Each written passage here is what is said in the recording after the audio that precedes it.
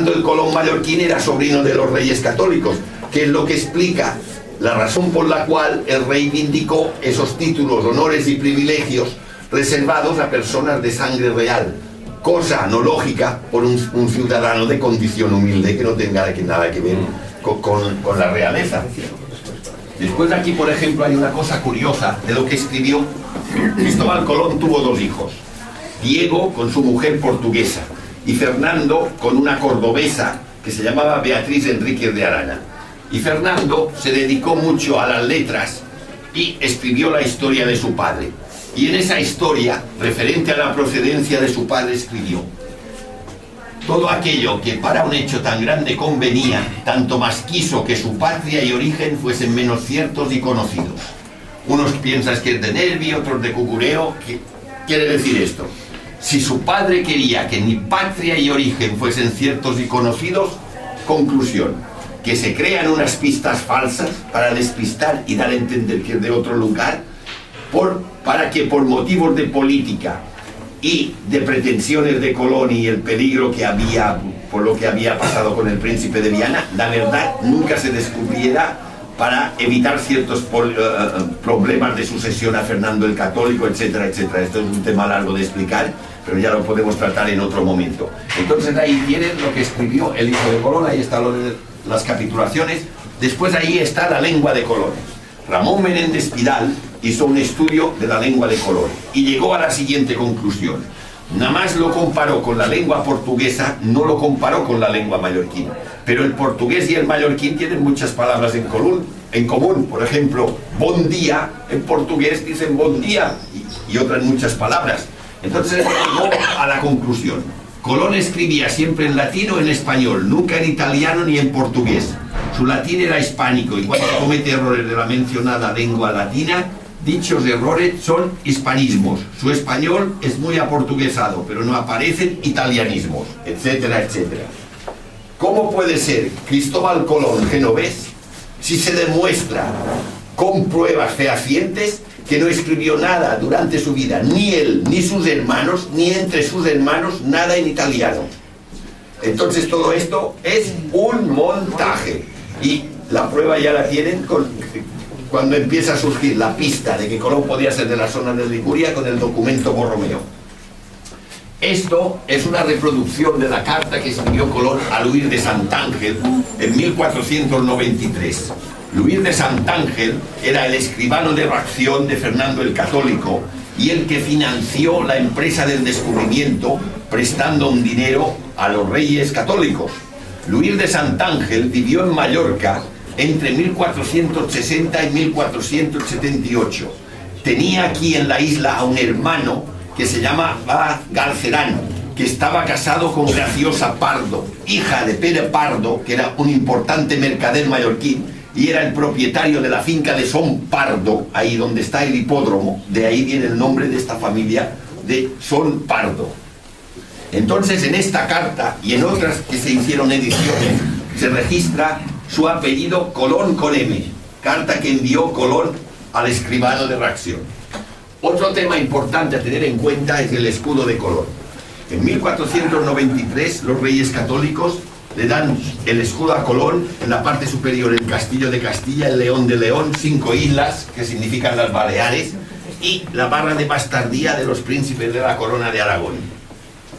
El escudo de los reyes católicos, que se conserva en el Museo Naval de Madrid, en la parte superior también está el castillo de Castilla y el león de León. Es decir, que en la parte superior del escudo, Colón tenía el mismo escudo que los reyes católicos. ¿Cómo explicar que Colón podía ser un mercader genovés o una persona de condición humilde, y cuando en un escudo se refleja el linaje de la persona y le dan el mismo escudo que a los reyes? Esto es otra de las pruebas que refuerza fuertemente que Colón es mallorquín y de Felanich. Después aquí, es como curiosidad, está un croquis del mapa de los alisios, porque Colón hizo 3 descubrimientos. Él descubrió cómo tenía que navegar para ir hacia el Nuevo Mundo y cómo tenía que hacer para volver, porque los vientos para ir hacia el Nuevo Mundo tienes que ir a la latitud de las Canarias y te empujan hacia el Caribe y hacia Florida, y para volver tienes que ir por la zona de las Bahamas subir para arriba y te empujan hacia Portugal. Y Colón hizo siempre los 4 viajes de esta forma. Después aquí es, bueno, por ejemplo, en el archivo de la Casa de los Duques de Alba en Madrid se conservan 9 cartas en las que firma Colón, el almirante en mallorquín y no el almirante en castellano. La E final no está. Hay varias cartas de esta forma. Y aquí eso, algunas en cosas. catalán, que en catalán es almirall. Almirall. Y Margalida. Hay que remarcarlo. Y Margarida. Es decir, que todas las palabras que hay, para decirlo de alguna forma, catalanas, como dicen algunos, lo digo como dicen algunos, no son catalanas, son mallorquinas. Son la influencia lingüística de catalán de Cataluña, no hay ninguna. Todas son del mallorquín de Mallorca. Aquí tienen reproducciones de cartas de Colón que se conservan en el archivo de Indias y Simancas.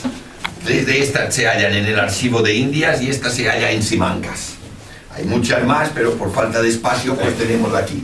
Después, por ejemplo, una cosa importante es Colón con M. Existe diferente documentación en la que se registró su apellido con M final como Portocolón. Por ejemplo, en la Historia General y Natural de las Indias de Gonzalo Fernández de Oviedo, le llama siempre Colón. Por ejemplo, en esta carta de los Reyes Católicos, don Fernando y doña Isabel, por la gracia de Dios, en 1493, desde Barcelona le llaman Cristóbal Colón con M. En la edición que hicieron de esta carta Sant'Ángel, que se hicieron en Roma, en Basilea, siempre le llaman Colón con M. Lo pueden comprobar aquí escrito. Yo digo, si Colón era Colombo, porque tanto misterio que en España nunca le llamaron Colombo, le llaman Colomo, o le llaman Colón con N, o le llaman Colón con M. Si él no tenía nada que ver con los países catalanes, lo digo catalanes por el apellido Colón, porque en Cataluña también hay, porque si él no tenía que ver, ¿cómo se explica? Que exista diferente documentación con la cual se registra el apellido Colón con M. Después hay otra cosa curiosa. Si ustedes han visitado alguna vez Sevilla, al lado de la catedral está el patio de los Naranjos. Pues pegado a la Giralda. Pues pegado a la Giralda está la Biblioteca Colombina, que la creó el hijo de Colón, Fernando, en su tiempo, es decir, años después de haber fallecido su padre. Entonces en esa biblioteca se conserva un catálogo y ahí está la foto que se llama Abecedarium y está insertado en este libro que se llama Bibliografía General de la Carta de Colón, que lo tengo expuesto en la primera vitrina también. Entonces allí dice que en la Biblioteca Colombina de Sevilla hubo una letra enviada al escribano de Raxio y que estaba escrita en catalán. Ojo, la carta desapareció, pero la anotación queda. Es decir, el hijo de Colón reconoce que allí tuvo una carta escrita en catalán. Bueno, o mallorquín, pero claro, como algunos interpretan, lo juntan todo como mallorquín y lo catalán, pues se dice catalán, pero es mejor que diga en catalán que no diga en ruso o diga en chino. Es decir, eso demuestra que él conocía la lengua mallorquina y esto. Después aquí arriba tienen una reproducción del Atlas de los Cresques. Esta obra fue hecha en Mallorca por los cartógrafos Abraham y Jafuda Cresques en 1375. Fíjense ustedes qué forma ya dibujaban la península ibérica, las Islas Baleares, Córcega, Cerdeña, Sicilia, Italia, todo el Mediterráneo, tal como es ahora un mapa del tiempo. Ahora ustedes ven la televisión y ven este mapa y es igual. Hay una diferencia. ¿Qué inteligencia tenían? La escuela de cartografía mallorquina era propia, no, porque hay un libro que se llama Ramon Llull, el origen de la cartografía mallorquina, de un autor que se llama Josep Sureda y Blanes. Yo lo he leído y dice que tenía unas características propias de aquí que no había copiado ni de la cartografía israelí, de los judíos, ni de la cartografía de los musulmanes, sino que unas características propias. Y ahí tienen esta Atlas de los Cresques de 1375, o este otro mapa que imagínense también pueden ver todo lo que representa ya ese de 1439, casi mapas como en la actualidad. Fíjense cómo está la península ibérica, están las Canarias, están las Islas Azores, está el Mediterráneo. estos son verdaderas joyas de la cartografía mallorquina. Ver, Sí, judíos, sí, la mayoría de No los... hay que olvidar, no hay que olvidar, no hay que esta idea, judíos. Sí, bueno, casi todos los cartógrafos de la escuela mallorquina eran judíos. Panseca era judío y los hermanos Cresques también eran judíos, Después ya para ir avanzando y para ya, bueno, vamos bien de tiempo para la comida me refiero. Una cosa de las que hemos hecho es demostrar el valor histórico que tenía la gesta del descubrimiento desde un punto de vista de productos que llegaron de América hacia Europa y que aquí no se conocían. Entonces lo hemos hecho a través de este gráfico, es decir, la patata, el cacao, la calabaza, las alubias, la guindilla, el pavo, el tomate, el maíz, etcétera, etcétera. Pero hay otros productos que fueron llevados de España hacia América y que hoy en día son productos que generan gran riqueza a esos países, por ejemplo, el arroz, el caballo, el café, el limón, la manzana, el melón, la almendra, la mora, la naranja, la oveja, la oliva, la pera, el trigo, el rábano, la rosa, el plátano, la guinda, la uva, la almendra. Hay otros más, pero por lo menos hay algunos productos los más significativos. Después aquí en esta vitrina tienen, ya les he citado la bibliografía general de, quiero decir, la institución virreinal en Cataluña, que es el libro que les he mencionado. Después, Jesús Lalinde. De Jesús Lalinde Que fue mi Abadía. maestro y he querido decirlo. Sí, pues es de Jesús Lalinde este libro, sí. De Jesús Lalinde Abadía. Sí, señor. Entonces usted le conoció. Pues Fue mi mire, maestro. Estupendo, ya, pues mire, creo que son las cosas olvidadas.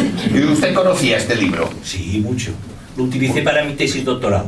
Pues habrá visto que habla del cargo de gobernador general, que es el que le dan los reyes a los reyes católicos, reservado al primogénito del rey o al infante sucesor al reino. A este libro yo he adquirido varios ejemplares a través de un librero de Barcelona y yo lo he regalado al Archivo de Indias, a la Biblioteca Colombina de Sevilla, lo he regalé al Duque de Veragua, que tampoco lo tenía, y a Santo Domingo para que lo pusiesen en el Faro a Colón. Es decir, yo de este libro he regalado 4 libros, porque es muy interesante esta publicación para poder estudiar Cristóbal Colón y tener en cuenta lo que significaba el cargo de virrey y el cargo de gobernador general, porque está reflejado en este libro. Después aquí tengo una publicación del Príncipe de Viana, de Manuel Iribarren, y como pueden ver figura una foto del castillo de Santuari en Felanitx, porque algunos autores dicen, no, que es que no estuvo en Felanitx. Yo digo, documentación no han encontrado, pero como había unos intereses, que ya he expresado las razones, en ocultar su verdadera identidad, si existió alguna prueba que podía servir de pista para tratar de probar que Colón era mallorquín, se hizo desaparecer. Pero algunos historiadores de alguna forma tuvieron alguna pista y alguna información para creerlo de esta forma. Después aquí en esta vitrina tengo la reproducción, o más bien dicho, las publicaciones más significativas y más próximas al descubridor, que es la historia de las Indias de Fray Bartolomé de las Casas, que fue un cura sevillano, un dominico, que participó en la empresa del de los primeros viajes de Colón, y él conoció a Colón.